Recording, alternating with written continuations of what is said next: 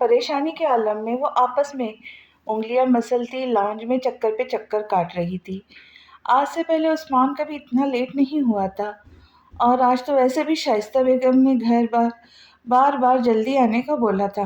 Porch میں گاڑی رکنے کی آواز آئی تو وہ سیکنڈ میں فاصلہ طے کرتے وہاں پہنچی۔ کہاں تھے آپ؟ میں کب سے آپ کا انتظار کر رہی تھی۔ آپ کو دن بدن ہوتا کیا جا رہا ہے؟ آپ میرے اور کیف پہ دھیان ہی نہیں دے رہے، اور آج تو جلدی آنے کا کہا تھا نا میں نے۔ شائستہ بیگم چڑچڑے پن میں بول رہی تھی۔ عثمان گاڑی سے نکل کر چند لمحے اس عورت کو دیکھتے رہے جو کہنے کو اس کی بیوی تھی۔ تم میں اتنی تمیز نہیں رہی شائستہ کہ اگر آج میں لیٹ ہوا ہوں تو بجائے خیریت دریافت کرنے کے بس تم مجھ پر برسے جا رہی ہو۔ عثمان غصے میں کہتے آگے بڑھتے گئے۔ وہ بھی بڑے بڑے قدم لیتی ان کے پیچھے بڑھتی گئی۔ عثمان جیسے ہی راہداری سے گزرتے ہوئے لاؤنج میں داخل ہوا، کیف بھاگتے ہوئے آیا اور ان کی ٹانگوں سے لپٹ گیا۔ آئی مس یو بابا جانی، وائی آر یو لیٹ؟ عثمان نے کیف کو گود میں بھر لیا۔ وہ کیف کے ساتھ لاڈ کرنے میں بزی رہا، اور بیک گراؤنڈ میوزک میں شائستہ بیگم کی چیخیں اور ڈائننگ ٹیبل پر برتن پٹکنے کی آوازیں واضح تھی۔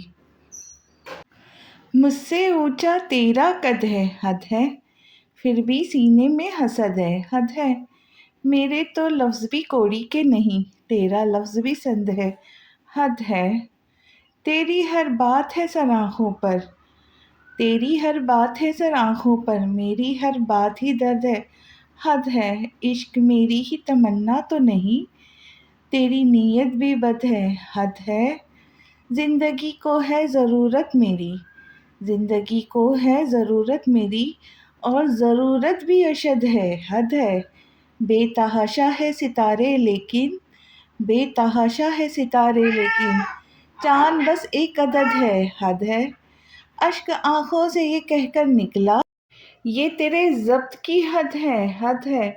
اگلی صبح عثمان آفس نہیں گیا۔ سب سے پہلے وہ جمل کے گھر آیا۔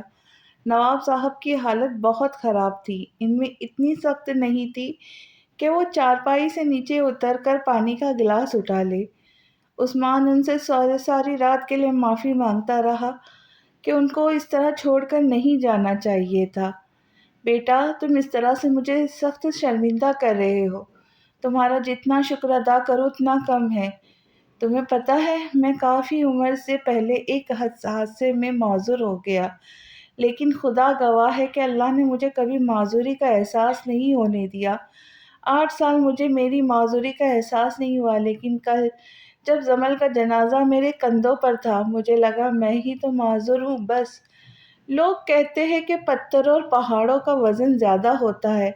شاید انہوں نے کبھی اپنے کندھوں پر اپنے عزیز لوگوں کا جنازہ نہیں اٹھایا، مگر میں نے اٹھایا ہے۔ میں بتا سکتا ہوں کہ جدائی سے موت بہتر ہے، بہتر ہے۔ اپنے بغل میں پڑے ہوئے بڑے مردانہ رومال سے چہرہ صاف کر رہے تھے جو آنسو سے بھیگ چکا تھا۔ عثمان مزید وہاں بیٹھتا تو زمین میں زندہ دفن ہو جاتا۔ وہ اپنے ایک ملازم کو نواز صاحب کے خدمت میں چھوڑ کر ہسپتال آ گیا۔ میر ہادی کے زخم ابھی تک تازہ تھے، مگر وہ ہوش میں تھا، سب دیکھ سکتا تھا، سب سن سکتا تھا، پر بول نہیں پا رہا تھا۔ شہر سے ساری ہدایت سن کر وہ اسے اپنے ساتھ لیے گھر آ گیا۔ اس 5 سالہ بچے کو بہت میرے لیے وہ لاؤنج میں انٹر ہوا جس کا وہ نام تک نہیں جانتا تھا۔ عثمان نے اسے لاؤنج میں بچھے صوفے پہ بٹھا دیا۔ وہ ارد گرد نظر دوڑاتا رہا۔ اتنی سنہری اور پیاری دیواروں والی جگہ اس نے خواب میں بھی نہیں دیکھی تھی۔ سفید اور سنہری رنگوں سے سجی یہ انتہائی خوبصورت سون حویلی تھی، جس میں ملازموں کی چہل پہل کے علاوہ اور کوئی شور نہیں تھا۔ مطلب شائستہ بیگم کیف کو لیے کہیں سیر سپاٹے کو گئی ہے۔ تمہیں بولنا آتا ہے؟ عثمان اس کے ساتھ صوفے پر ہی بیٹھ گیا۔ میر ہادی نے اس بات میں سر ہلایا۔ پھر تم بول کیوں نہیں رہے؟ عثمان کے دوبارہ پوچھنے پر اس نے اوپر کو شانے اچکائے۔ مطلب وہ نہیں جانتا تھا کہ وہ بول کیوں نہیں رہا۔ عثمان نے بھرپور محبت سے اس کے گال تھپتھپائی۔ اس کے ہونٹوں پر مسکراہٹ آ گئی۔ وہ اس کے گال تھپتھپاتے اٹھ کھڑا ہوا۔ اس کے قدم کہیں روم کی طرف تھے۔ آج سے پہلے اس نے کبھی کسی بچے کی خدمت نہیں کی تھی، البتہ کیف کی بھی نہیں، اس لیے اس کو سمجھ ہی نہیں آئی کہ وہ میر ہادی کے لیے کھانے میں کون سی چیز لے کر جائے۔ اس نے فریز کا دروازہ کھولا، فروٹ باسکٹ میں سے سارے فروٹس نکال لیے، نل سے فروٹ دھو کر الٹا سیدھا کاٹ کر سجا دیا، پھر بریڈ پر جیم لگا کر وہ بھی پلیٹ میں سجا دیے۔ فریز سے انڈے نکالنے کے بعد اس نے آملیٹ بنایا، پھر ان دونوں پلیٹوں کو ٹرے میں رکھے وہ واپس لاؤنج میں آ گیا۔ ٹرے گود میں رکھے وہ واپس اس کے قریب آ کر بیٹھ گیا۔ وہ سارے دوران میں اس کے کپڑے گیلے اور گندے ہو چکے تھے، اور وہ یہ عثمان تھا جس نے آج سے پہلے اپنے کپڑے پر ایک بوند پانی کی بھی نہ پڑنے دی تھی۔ بات سنو بچے، پلیز یہ کھا لو۔ ٹرے مزید اس کے جانب کھسکائی۔ میر ہادی نے نفی میں سر ہلا دیا۔ عثمان نے ہاتھ میں بریڈ اٹھا کر اس کے منہ کے قریب کیا۔ وہ صوفے سے نیچے اتر کر کھڑا ہو گیا۔ میں نے کہا نا میں یہ نہیں کھاؤں گا، ہادی نے غصے سے کہا، مگر عثمان اس پر ہی پھولے نہ سما رہا۔ اسے خوشی ہوئی کہ کم از کم بولا تو صحیح، کیونکہ ڈاکٹر کا کہنا یہ تھا کہ شاید یہ حادثے کے پاس حصوں میں کوئی ایک حس متاثر ہو، مگر تھینک گاڈ وہ ٹھیک تھا۔ اچھا جناب، تو پھر آپ کیا کھائیں گے؟ وہ گھٹنوں کے بل فرش پر بیٹھا اس سے مخاطب ہوا۔ ہاں جی نہیں، ارد گرد نظر دوڑائی۔ ساری حویلی پرکشش طریقے سے سجی ہوئی تھی۔ اچھا جناب، تو پھر آپ کیا کھائیں گے؟ وہ گھٹنوں کے بل فرش پر بیٹھا اس سے مخاطب ہوا۔ ہاں جی نہیں، ارد گرد نظر دوڑائی۔ ساری حویلی پرکشش طریقے سے سجی ہوئی تھی۔ پھر نظریں واپس عثمان صاحب کے چہرے پہ ٹکائی۔ اتنی بڑی جگہ ہے اور کھانے کے لیے بس یہیں 5 روپے والی ڈبل روٹی؟ گول مٹول شکل بناتے اس کا نخرہ 7ویں آسمان پر تھا۔ عثمان نے اس کا بازو تھام کر اپنی طرف کھینچا۔ اچھا جناب جی، اب بتا بھی دے کیا کھانا پسند کریں گے آپ؟ دونوں ہاتھوں سے ہاتھی کے گال کھینچے وہ وہیں چھوٹے ٹانگوں سے صوفے پہ چڑھ کے بیٹھ گیا۔ ٹانگ پر ٹانگ چڑھائی جو کہ بار بار پھسل جاتی تھی۔ چہرے کے تاثرات بالکل سپاٹ اور سنجیدہ تھے۔ بریانی کھاؤں گا میں، اور دہی والی چٹنی اور سبز رنگ والا ٹھیرا لازمی کاٹ کر لانا۔ اس بچے کا نخریلا پن دیکھ کر عثمان اس پر فدا ہو گیا، اور تاریخ میں لکھا جانے والا یہ پہلا بچہ ہوگا جو سب کچھ بھول بھال کے بیٹھا تھا سوائے بریانی کے۔ جو حکم میرے سرکار، مگر مجھے بریانی تو بنانے ہی نہیں آتی۔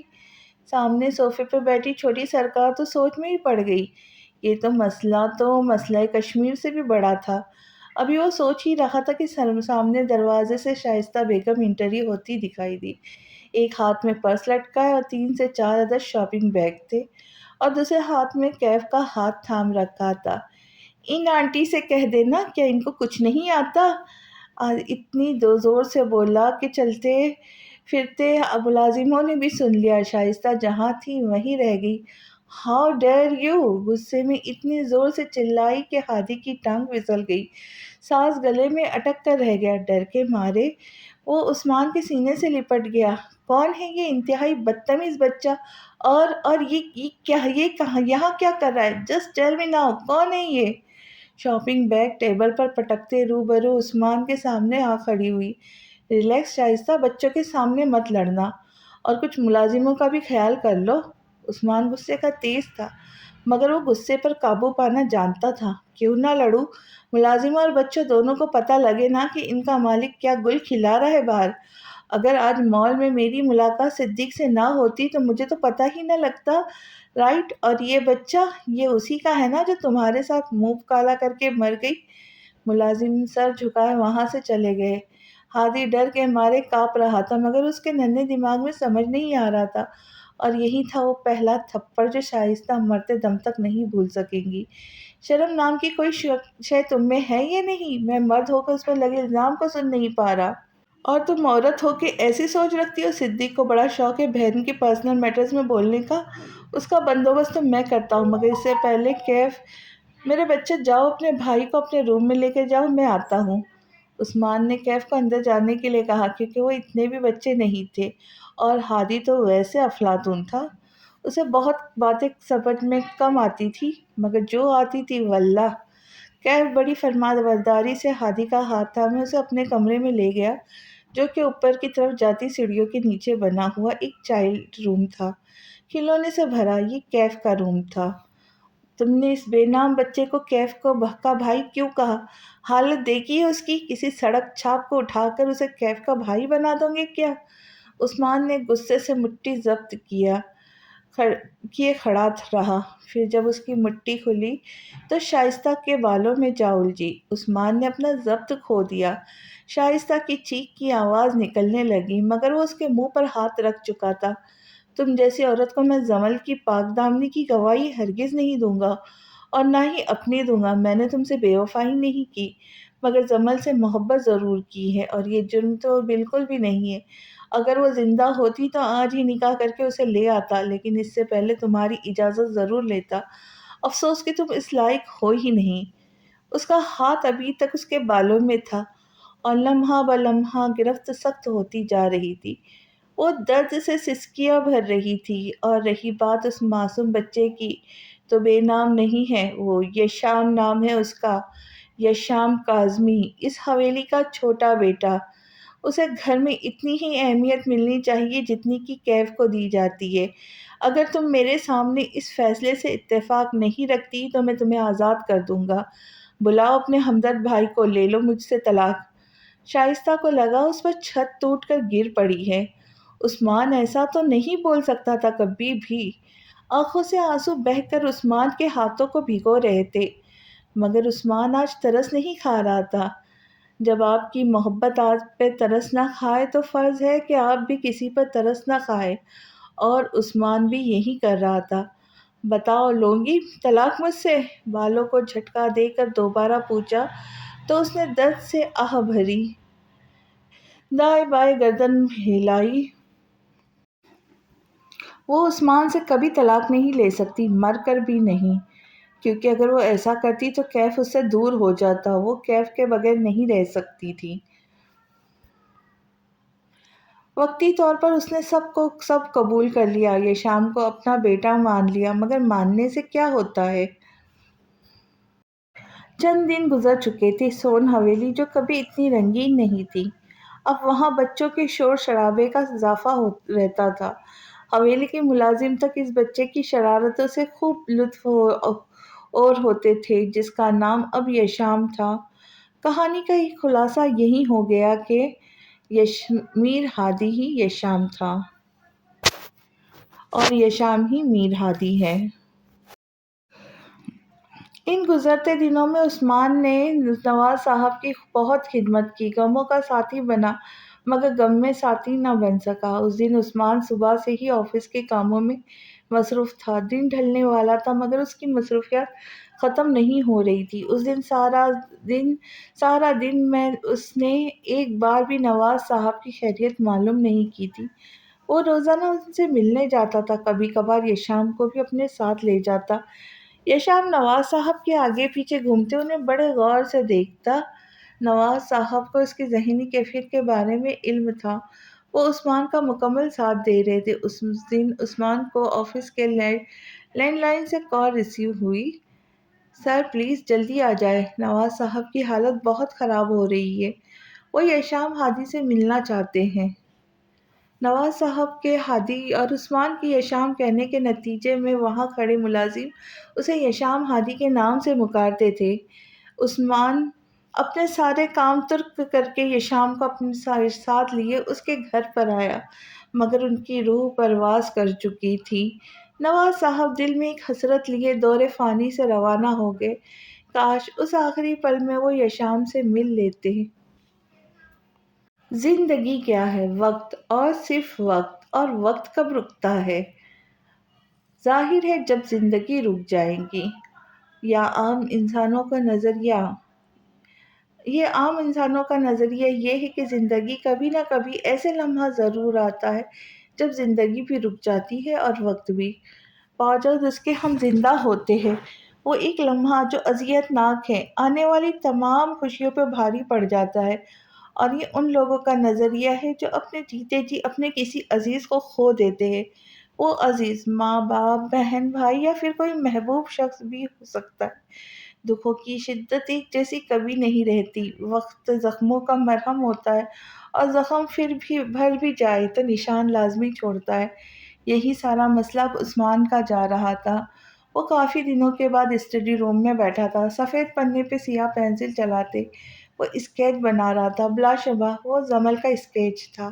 اس سے ملاقات کا یہی طریقہ نکالتا تھا اور اپنی زندگی کا ہر دن اپنی ڈائری میں لکھتا تھا، جس کتاب کا حلیہ آپ لوگ پہلے ہی جانتے ہیں۔ زمل کے اسکیچ بنا کر وہ ایک لکڑی کے صندوقچے میں رکھ دیا کرتا تھا۔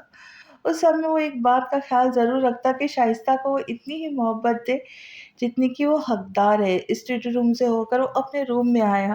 شائستہ اسی کا انتظار کر رہی تھی۔ آپ نے کھانا نہیں کھایا کیا؟ بچے کب سے آپ کا انتظار کر رہے۔ خلاف معمول ان کا لہجہ آج کچھ نرم تھا۔ نہیں، مجھے بھوک نہیں، تم جا کے بچوں کے ساتھ کھا لو، انہوں نے رکھائی سے جواب دیا۔ شائستہ بیگم کے ہونٹوں پہ مسکراہٹ آئی مگر زخمی سی۔ یہ شام آپ کے بغیر کھانا نہیں کھائے گا، مطلب وہ بھوکا سو جائے۔ عثمان نے مڑ کر شائستہ کی طرف دیکھا، چہرے پہ تڑپ تھی۔ تم چلو، میں ہاتھ دھو کر ابھی آیا۔ شائستہ وہاں سے پلٹ آئی۔ اس کمرے سے لے کر سیڑھیوں تک آنے کے وقت تک ان کی آنکھیں نم ہو گئی۔ اتنا سب کچھ ضبط کرنے کے باوجود بھی عثمان کی انہی حرکتوں کے سبب شائستہ کو کبھی یشام اچھا نہیں لگا۔ ان کی نظر میں یشام وہ شخص رہا تھا جسے کبھی ان کی زندگی میں نہیں آنا چاہیے تھا، کبھی بھی نہیں۔ عثمان کبھی نہیں بدل پایا خود کو، حتیٰ کہ عمر ابرا کی پیدائش کے بعد بھی وہ سب سے زیادہ یشام سے محبت کرتا تھا، اور یہ بات صرف شائستہ جانتی تھی، یہاں تک کہ یشام خود بھی نہیں۔ یہ تھا اس کہانی کا پہلا سیٹ پارٹ۔ اب ہم اپنے حال میں لوٹتے ہیں۔ اسٹڈی روم میں چیئر پہ بیٹھا تھا، وہ صرف الفاظ نہیں پڑھ رہا تھا، وہ اپنی زندگی کا وہ حصہ پڑھ رہا تھا جس سے وہ انجان تھا۔ وہ کتاب کے آخری صفحے پر تھا جہاں پر لکھا تھا تاریخ وفات۔ آگے تاریخ کی جگہ خالی چھوڑ رکھی تھی، وہ کسی کے مرنے کی تاریخ لکھنے کی جگہ تھی، اور وہ عثمان کاظمی کی تھی۔ یہ شام نے کتاب بند کر دی۔ کتاب بند کرتے وقت جس قدر اس کے ہاتھ کانپے تھے، بس وہی جان سکتا تھا۔ اسے سمجھ نہیں آ رہا تھا کہ وہ اس کے ساتھ کیا ہو چکا ہے اور کیا ہو رہا ہے اور آگے کیا ہوگا۔ سیاہ کتاب کو بند کرتے اس نے کتاب پر لکھا ایک حرف پڑھا۔ الزام۔ عثمان صاحب الزام پر ایک داستان لکھ چکے تھے جو کہ فی الحال نامکمل تھی۔ اس پر نہ جانے وہ کون سے درد سے گزر رہا تھا۔ اسے تکلیف ہو رہی تھی، دل اور دماغ میں آہستہ سے درد اٹھ رہا تھا۔ وہ کبھی کسی کی یاد میں اپنی آنکھیں نم کیا کرتا تھا، مگر آج تک سمجھ نہ سکا کہ کس کی یاد میں۔ وہ اس کی ماں جیسی بہن تھی، زمل۔ یہ شام اپنی جگہ سے اٹھا، اسٹڈی روم کی ساری لائٹ آن کر دی۔ وہ کچھ تلاش کر رہا تھا، شاید وہی اسکیچ جس کے بارے میں وہ اس کتاب میں پڑھ چکا تھا۔ ان اسکیچز کو ڈھونڈنے میں اسے زیادہ دیر نہیں لگی۔ وہ سامنے شیلف میں ایک لکڑی کی صندوقچی میں پڑے تھے۔ اس نے ہاتھ بڑھا کر وہ صندوقچی اٹھا لی۔ غلط کہا تھا ڈاکٹر شہین نے کہ جب یہ شام کے اعصاب اور ذہنی توازن مضبوط ہوں گے تب اسے سچائی معلوم ہونے پر زیادہ افسوس نہیں ہوگا، وہ برداشت کر لے گا۔ ایسا تو نہیں ہو رہا تھا، وہ تو ٹوٹتا جا رہا تھا، وہ کبھی جو نہیں ٹوٹ سکتا تھا، وہ رو رہا تھا جو کبھی نہیں رویا تھا۔ اپنے کمرے میں آنے کے بعد وہ بے جان جسم لیے گھومتا رہا۔ اس کا دل کیا وہ عثمان صاحب سے جا کر ہر ایک سوال کا جواب مانگے، لیکن وہ ایسا بھی نہیں کر سکتا تھا۔ وہ عثمان کی محبت کو ایسے رائگاں نہیں کر سکتا تھا۔ وہ یہ شام کی زندگی کی پہلی رات تھی جو ساری روتے ہوئے گزری تھی۔ بیڈ پر اوندے منہ لیٹے وہ ساری رات کسی چھوٹے بچے کی طرح تڑپ تڑپ کے رویا تھا۔ بیڈ کی چادروں کو مٹھیوں میں دبوچے وہ کتنی اذیت میں تھا۔ درد، تکلیف، دکھ، سب کچھ تھا اس کے پاس، مگر کوئی اس کا اپنا اس کے پاس نہیں تھا، کوئی اس کا ہمدرد نہیں تھا۔ کیا واقعی نہیں تھا؟ ہمیں سب سمجھ میں آتا ہے کہ کون کہاں سے جاتا ہے، کون آنکھوں سے دور ہے، کون دل کو بھاتا ہے۔ ہمیں سب سمجھ میں آتا ہے۔ یہ جو کہتی نہیں کوئی مسئلہ، ان کی باتوں کا جب آئے زلزلہ، بس دل میرا ستاتا ہے۔ ہمیں سب سمجھ میں آتا ہے۔ خاموشی نے اکیلا پن سکھا دیا، چلو میرے دل نے بھی بہلا دیا۔ پھر بھی صنم رلاتا ہے، ہمیں سب سمجھ میں آتا ہے۔ لوگ منہ سے برساتے ہیں انگارے، جیسے آسمان پر چمکتے ستارے، جو چاندنی چاند کو بہلاتا ہے۔ ہمیں سب سمجھ میں آتا ہے۔ پھول دے کر دی بڑی بھول، دنیا کو محبت لگتی ہے فضول، اور جنہیں جان میں بھی صنم نظر آتا ہے۔ ہمیں سب سمجھ میں آتا ہے، ہمیں سب سمجھ میں آتا ہے۔ آج کے نکلتے سورج کی وجہ سے سکندر ولا میں الگ ہی رونق تھی۔ لاہور والی پھپھو اور راولپنڈی والے دونوں انکل آج صبح کی فلائٹ سے ہی سکندر ولا پہنچ چکے تھے۔ باقی کے رشتہ داروں کی بھی آہستہ آہستہ آمد ہو رہی تھی۔ تائی مریم کے تو آج حریہ سے پنگا لینے کا بھی موقع نہیں مل رہا تھا۔ وہ جتنا حریہ کو تنگ کرتی تھی، مہمانوں کے بچے آج سارا حساب برابر کر رہے تھے۔ تائی مریم، میرے بچوں کو بھی ذرا دودھ بنا کر دے دو، میں اقرا سے ذرا مہندی لگوا لوں۔ ابھی ایک بچے کو واش روم سے فارغ کر کے وہ اوپر کی جانب جا ہی رہی تھی کہ جب اسے خاتون نے پکارا۔ وہ پھوپھو فرزانہ تھی، حسان سکندر کی بڑی بہن، اور چھوٹی بہن فضیلت تھی جو کہ آتے ہی سیلون جا چکی تھی۔ قبر میں ٹانگیں ہیں اور مہندی لگوانے کا شوق نہیں جا رہا، اور بیٹا دیکھو اتنا بڑا قد ہے اور دودھ ہم بنا کر دے۔ تائی مریم منہ میں بڑبڑ کیے اس کے بیٹے کے بازو سے گھسیٹتے کچن کی طرف لے جا رہی تھی۔ بس آنٹی، آپ کے ہاتھوں پر لگ گئی مہندی۔ مہندی آرٹسٹ لڑکی نے گردن اوپر کیے ٹھنڈی سانس نکالی، یقیناً وہ تھک چکی تھی۔ ایسے کیسے لگ گئی؟ انگلیاں تو خالی ہے بالکل۔ پھپھو فرزانہ اپنے ہاتھوں کا بھرپور معائنہ کرتے کہنے لگی، مگر آنٹی یہ ڈیزائن اتنا ہی بنے گا، آج کل مہندی سمپل لک میں زیادہ اچھی لگتی ہے۔ لگوانی میں نے یا تم نے؟ چپ چاپ مہندی لگاؤ تم، بس 2-3 چھڑیوں بنا کر کہتی ہے فیشن ہے آج کل کا۔ اقرا بیچاری تو سہم ہی گئی۔ وہ حریہ کی اسکول لائف فرینڈ تھی۔ 2nd ایئرز کے بعد اس نے بیوٹیشین کا کورس کیا اور آج اس کا شمار جانے والے بیوٹیشین میں ہوتا تھا۔ لوگ ہفتہ ہفتہ سے ٹائم لینے میں لگا لیتے اور یہ محترمہ اس کو لگا کر بے عزتی کر رہی تھی۔ غصہ ضبط کرتی وہ بس پھر سے مہندی لگانے میں مصروف ہو گئی۔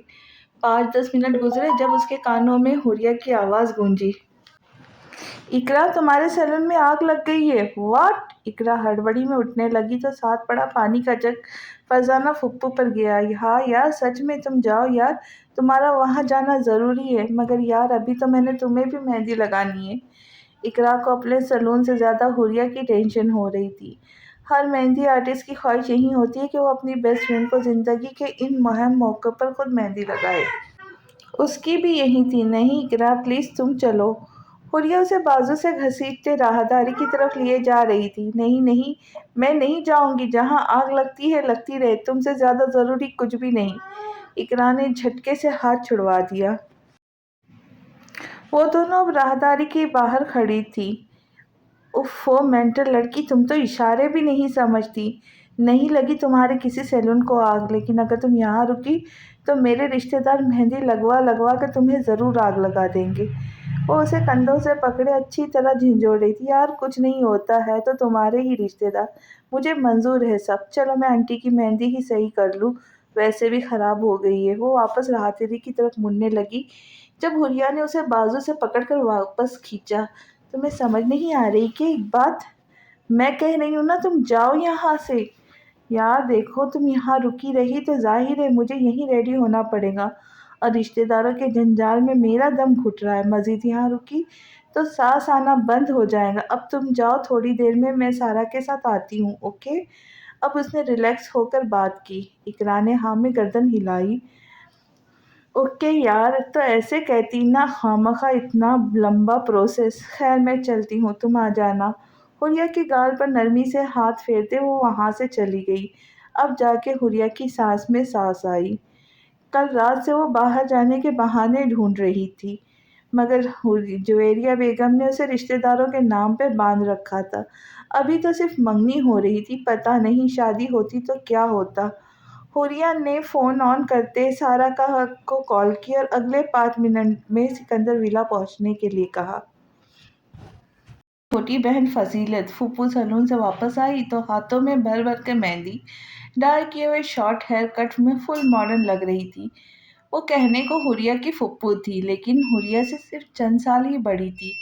ہر نئے فیشن کو خود پر سب سے پہلے اپلائی کرنا وہ فرض سمجھتی تھی، جیسے کہ اچھے بھلے سیاہ بالوں کو وہ اسکن کلر دے کر آئی کھڑی تھی۔ بھابھی حریہ تو سارے گھر میں ایسے گھوم رہی ہے جیسے کوئی دعوت ہو سکندر ولا میں۔ بھئی اس کی منگنی ہے آج، اسے دوپٹہ پہنا کر کمرے میں بٹھاؤ، آخر شرم و حیا بھی کوئی چیز ہوتی ہے۔ صوفے پہ بیٹھی فرزانہ پھپھو نے ہاتھوں کو گول مٹول کرتے وہی نرالے انداز سے کہہ رہی تھی۔ فضیلت بھی اس کے ساتھ ہی صوفے پہ آ بیٹھی۔ ہاں بھابھی آپا بالکل ٹھیک کہہ رہی ہے۔ ناخنوں کو تراشتے اس نے بھی بھرپور حصہ لیا۔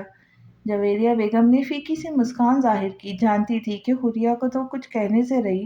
جاؤ نا بھابھی، بھیجو اس کو کمرے میں، فرزانہ نے دوبارہ یاد دلایا۔ جویریہ بیگم نے نظر کچن کی طرف دوڑائی۔ حوریہ وہیں تھی، فریج سے کچھ نکالتے ہوئے۔ وہ دو قدم بڑھائے حوریہ کی جانب آئی۔ سکندر ولا میں کم کموں کی بھرمار تھی۔ حوریہ! فریج سے پانی نکالتے ہوئے وہ جویریہ کی آواز پر پلٹی، اونچی پونی ٹیل لہرائی۔ جی مما، بیٹا کچھ خیال کرو، اتنے سارے گیسٹ آئے ہوئے ہیں، دوپٹہ لے کر کسی کمرے میں بیٹھ جاؤ، تمہاری منگنی ہے اور آج تم اس طرح گھومتی ہوئی اچھی نہیں لگ رہی۔ حوریہ نہ سننے کی ایکٹنگ کے گلاس میں پانی انڈیلنے لگی۔ بھابھی تم سے کچھ کہہ رہی ہے حوریہ، تمہیں سنائی نہیں دیتا کیا؟ فضیلت کی آواز پر اس نے سر اٹھایا۔ ماتھے پر بل پڑے آئیبرو اوپر کو اچکائے، دو قدم آگے بڑھائے۔ وہ اب جویریہ فضیلت کے زیادہ قریب کھڑی تھی۔ نہیں فضیلت بی بی، مجھے کچھ نہیں سنائی دیتا، سنائی تو بس آپ لوگوں کو دیتا ہے۔ جو بولتی ہوں وہ بھی سن لیتے ہیں، جو نہیں بولتی وہ تو ویسے ہی سن رکھا ہوتا ہے۔ اور ایسے کیسے دوپٹہ لے کر کسی کونے میں گھس جاؤ؟ میں منگنی کی رسم کروانی ہے یا آپ لوگوں نے یہ عدت کی؟ سینے پہ دونوں ہاتھ لپیٹے وہ بولتی گئی۔ جویریہ بیگم شرم کے مارے سر جھکا گئی۔ دیکھے بھابھی کیسے زبان چلتی ہے اس کی، میں کہہ رہی ہوں اگر اس کا یہی رویہ رہا تو اس نے 2 دن بھی گھر نہیں بسانا، اور جس طرح یہ بدتمیزی کرتی ہے کوئی ایک بندہ بھی اس کی منگنی کے لیے نہیں رکے گا۔ اور تو اور مجھے پکارتی بھی نام سے ہے، بڑی ہوں تم سے، تمہیں اتنی سینس نہیں؟ ایاز جو کچن سے گزر رہا تھا ان تیز آوازوں پہ رکا۔ ماما، آپ کو ابو بلا رہے، شاید کوئی ضروری کام ہے، پلیز جلدی جائے، ایاز نے ہڑبڑی میں کہا تو جویریہ بیگم وہاں سے چلی آئی۔ فضیلت پھوپھو، میں بھی حوریہ سے بڑا ہوں، چاہے 2 سال ہی سہی، جب وہ مجھ سے نرم لہجے میں بات نہیں کرتی تو آپ کس کھیت کی مولی ہے؟ اور رہی بات حوریہ کو ایک شرمیلی دلہن بنانے کے بجائے خود پر دھیان دے۔ اب اتنے سارے مہمانوں میں شرٹ پہ چوئنگم لگا کر گھومے گی تو کیا عزت رہے گی ہماری؟ فضیلت نے پیچھے مڑ کر دیکھا تو شرٹ پہ ساری چوئنگم چپکی تھی۔ اسے خود سے گھن آ گئی۔ بغیر جواب دیے وہ پلٹنے لگی۔ ایک سیکنڈ فضیلت بی بی، دانت پیستے حوریہ نے کہا تو اس کی جانب پشت کیے ہی کھڑی رہی۔ اپنے رویے کی وجہ سے میں اپنا گھر 2 دن بساؤں یا 2 منٹ، یہ میرا مسئلہ ہے نہ کہ آپ کا۔ اور اگر آپ کو میرے ہونے والے شوہر سے اتنی ہمدردی ہے تو دیر کس بات کی؟ پہنے میرا جوڑ اور منہ اٹھا کر لے کیف سے شادی۔ ویسے بھی مجھے کوئی خاص چاہ نہیں چڑھے دھلے بننے کی۔ اور بات ابھی مکمل بھی نہیں ہوئی تھی کہ فضیلت غصے سے پیر پٹکتی آگے بڑھ گئی۔ اس کی شکایتیں تو اب وہ حسان سکندر فرزانہ آپا کو لگائے گی، مگر سب فضول۔ اف، بات تو پوری سنتی جاتی یار۔ اس کا قہقہا کچن میں گونجا۔ ایاز بھی مسکرایا۔ حوریہ، ایاز نے مدھم لہجے میں اسے پکارا۔ بولو۔ مجھے کیف پسند نہیں ہے۔ مجھے بھی نہیں ہے۔ حوریہ نے اس کے سوال میں فوراً سے کہا۔ پھر کیوں کر رہی ہو یہ سب؟ اسے حوریہ کی فکر ہو رہی تھی۔ میں کچھ نہیں کر رہی ایاز، سب خود بخود ہو رہا ہے۔ خیر جو ہو رہا ہے ہونے دو، میں چلتی ہوں، سارا آ گئی۔ اس نے نظریں چراتے جواب دیا اور کچن سے باہر آ گئی جہاں سارا کی نظریں اسے ہی تلاش کر رہی تھی۔ وہ کہتی ہے کہ اسے کیف سے محبت ہے مگر ظاہر نہیں کرتی۔ میں جانتا ہوں اسے کیف پسند نہیں ہے، پھر بھی زندگی کا اتنا بڑا فیصلہ اتنی آسانی سے کر رہی ہے۔ مجھے اس لڑکی کی کبھی سمجھ نہیں آئے گی۔ حوریہ کو سارا کے ساتھ جاتا دیکھ کر وہ اس کے بارے میں سوچتا رہا۔ زندگی کے خسارے سبھی کے لیے ایک جیسے ہوتے ہیں، ان میں کمی بیشی ناپنے کا کوئی پیمانہ نہیں ہوتا۔ دکھ کی کوئی مقدار نہیں ہوتی، اس کا بس احساس ہوتا ہے، اور یہ احساس ہی غمگین رکھتا ہے۔ بس فرق یہ ہوتا ہے کہ کوئی کسی کا انتظار میں بیٹھا رہتا ہے اور کسی کو سہارا مل جاتا ہے۔ بلیک جینس اور ہاف بازو والی شرٹ میں ملبوس وہ بیک گراؤنڈ سے ٹیک لگائے ہوئے گہری سوچ میں آہستہ سے ڈوبا چلا جا رہا تھا۔ بال بکھر کر ماتھے پہ پھیل رہے تھے، آنکھیں سرخ ہو رہی تھیں جن میں انگاروں جیسی گرمی بھری پڑی تھی۔ وہ ساری رات روتا رہا تھا، کالی رات، یہ شام اور اس کا گیلا تکیا جس میں اس کے جذباتوں سے بھرپور ایک ایک آنسو بہہ نکلا تھا۔ وہ چند لمحے چھت کو دیکھتا رہا، پھر اس کی نظر کمرے کے دروازے کی جانب گئی جہاں دستک ہو رہی تھی۔ یشام نے اجازت دی تو باسل دروازے سے داخل ہوتا دکھائی دیا۔ کمال کرتے ہو یشام، دوپہر کا ٹائم ڈھلنے والا اور تم ابھی تک بستر کی زینت بنے ہو۔ مجھے لگا تھا تم خود آؤ گے میرے پاس ہیلپ کے لیے۔ باسل اب کمرے میں نظر دوڑا رہا تھا۔ کمرے کی حالت پہلے سے بھی کہیں زیادہ بگڑی ہوئی تھی۔ اسے کوئی حیرت نہیں ہوئی، یہ شام کا کمرہ ہو تو اس حالت میں تو ہوگا ہی۔ میں تم سے کس معاملے میں ہیلپ مانگنے آتا؟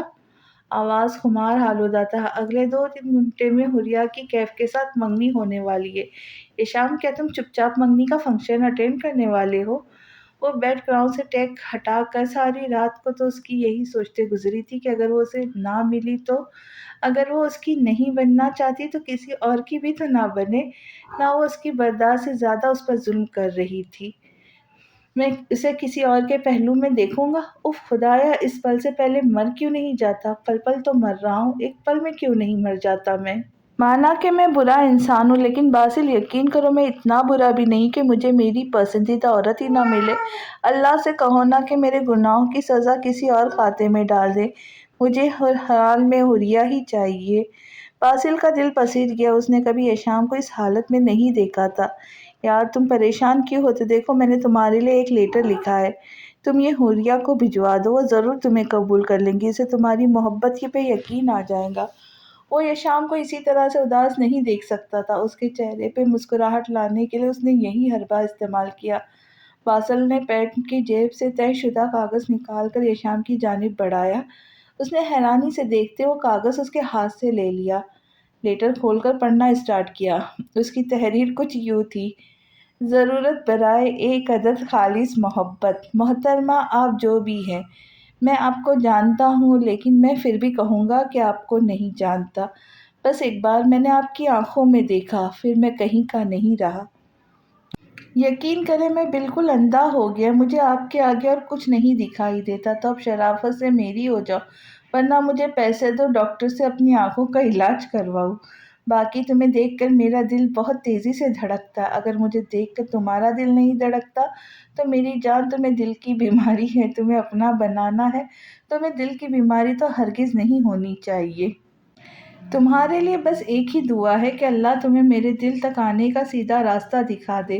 میں تمہارے دل کے ساتھ تمہارے دماغ میں بھی رہنا چاہتا ہوں تاکہ تمہارا دماغ وقت آنے پر ٹھکانے لگا سکوں، اور میں نے سنا ہے تم بہت صحت مند ہو۔ پھر ایسا کرو، مجھے بھی کچھ پھل فروٹ لے دو تاکہ تمہیں جان بنانے سے پہلے میں ذرا اپنی جان بنا لوں، تاکہ کل کو تم مجھے کہیں اٹھا کر پٹک نہ سکو۔ باقی ویسے ہوں میں بڑا بہادر، برتن بھی دھو لیتا ہوں، فرش بھی دھو لیتا ہوں، اگر تم کہو تو تمہیں بھی دھو دوں گا۔ اور ایک آخری بات، خالی جگہوں پر جالا پڑ جاتا ہے اور زنگ لگنے کے بھی خدشات زیادہ ہوتے ہیں۔ اب اس سے پہلے تمہارے دل میں بھی زنگ لگ جائے، مجھے اس میں رکھ کر آباد کر لو۔ اب اللہ کے نام پر میرا لو لیٹر قبول کر لو۔ نیک مہینہ ہے، اللہ تمہارا بھلا کرے گا۔ آپ کا اپنا نواں تازہ عاشق، یشام کاظمی۔ اس نے لیٹر سے نظر ہٹا کر باسل کی طرف دیکھا۔ اسے اس کی تعریف کرنے کے لیے الفاظ ہی نہیں مل رہے تھے۔ اتنا اچھا لیٹر لکھے گا تو ساری دنیا کی لڑکیاں یشام پر مر مٹیں گی۔ یشام کا چہرہ غصے سے لال سرخ ہو گیا۔ اس نے اس بے تکے لیٹر سے نظریں اٹھا کر دوبارہ سے باسل کو دیکھا۔ اس کے چہرے پہ کمینگی سے بھرپور مسکراہٹ تھی۔ وہ پھر اس کی زوردار ٹانگ اس کے منہ پر لگی اور وہ بیڈ سے نیچے جا گرا۔ یہ محبت کا راستہ بتا رہے ہو یا بغیر ٹکٹ کے اوپر جانے کا راستہ بتایا ہے تم نے؟ اور کیا سوچ کر تم نے اتنا گھٹیا ترین خط لکھا ہے؟ وہ کہاں سے صحت مند ہے بھلا؟ کانچ کی طرح نازک سی ہے وہ، جسے جتنا چاہے اسے کہیں زیادہ سنبھال کر رکھنے کی ضرورت ہے، اور میں اسے کبھی ایسے انسان کے ہاتھ نہیں لگنے دوں گا جو وقتی طور پہ صرف اس کی خوبصورتی سے متاثر ہوا ہو۔ باسل کا قہقہہ لگا کے ہنسنے لگا تھا، مگر یشام کو ایک دم سے اتنا سیریس دیکھ کر اس کی ہنسی خود تھم گئی۔ کیا مطلب؟ کیف کو حریہ سے محبت نہیں ہے؟ لیکن وہ تو سچی محبت کرتا ہے نا اس سے؟ وہ حیران ہو کر پوچھ رہا تھا۔ کیف اور حریہ سے سچی محبت؟ خیر مجھے بھی یہی لگتا تھا، مگر ساری غلط فہمی دور ہو گئی۔ حریہ کو اپنے ہاتھوں کے علاوہ تو میں نے کسی اور کے ہاتھوں میں جانے نہیں دینا، چاہے وہ کیف ہی صحیح۔ مجھے اس بات کا افسوس صرف کل رات تک تھا کہ میں اس سے چھین لوں گا تو کیف کو تھوڑا سا تو دکھ ہوگا، وہ اس سے سچی محبت کرتا ہے، لیکن تھینک گاڈ اس نے میری ساری غلط فہمی دور کر دی۔ اب وہ سکون سے میرے ساتھ رہ سکتی ہے اور میں بھی کسی گلٹ سے اپنا سکتا ہوں۔ باسل ساکن کھڑا ہو گیا، اسے کچھ سمجھ نہ آیا۔ چھوڑو، فی الحال تمہیں کچھ سمجھ نہیں آنے والا، بہت جلد وہ خود اس بات کا اقرار کرے گا کہ وہ کتنا بڑا دھوکے باز ہے۔ وہ تو ٹھیک ہے لیکن حوریہ تو نہیں مانے گی نا، وہ تو کیف سے ہی کریں گی منگنی۔ ہشام بیڈ سے نیچے اتر آیا، بالوں میں ہاتھ پھیر کے بال پیچھے کو کیے۔ منگنی نہیں، شادی 3 گھنٹے بعد نکاح ہوگا اس کا، کیف سے نہیں، مجھ سے۔ اگر وہ سکندر ولا کی مغرور حوریہ سکندر ہے تو میں بھی سون حویلی کا بگڑیل ہشام کاظمی رہ چکا ہوں۔ اپنی محبت کی قسمت کے بھروسے نہیں چھوڑ سکتا، زمانے والوں کی حلق سے بھی کھینچ نکالوں گا۔ تم بس نکاح کی تیاری کرواؤ، لوکیشن میں تمہیں سینڈ کرتا ہوں۔ ابھی کے لیے ہشام نے اسے پوری بات بتائی نہیں تھی اور باسل کو کچھ سمجھ آنی نہیں تھی۔ ابھی تو اس کے رونے والی حالت ہو رہی تھی اور اب وہ ایک دم سے اتنا کانفیڈنٹ، پل میں کیا ہو گیا تھا ہشام؟ باسل کی سمجھ سے باہر تھا سب کچھ۔ تو اگلی قسط میں دیکھتے ہیں کہ حوریہ کس کی قسمت میں لکھی جاتی ہے، کیف کے یا ہشام کی۔ تب تک کے لیے انتظار کیجیے، ملتے ہیں نئی قسط کے ساتھ۔ اللہ حافظ، تب تک کے لیے۔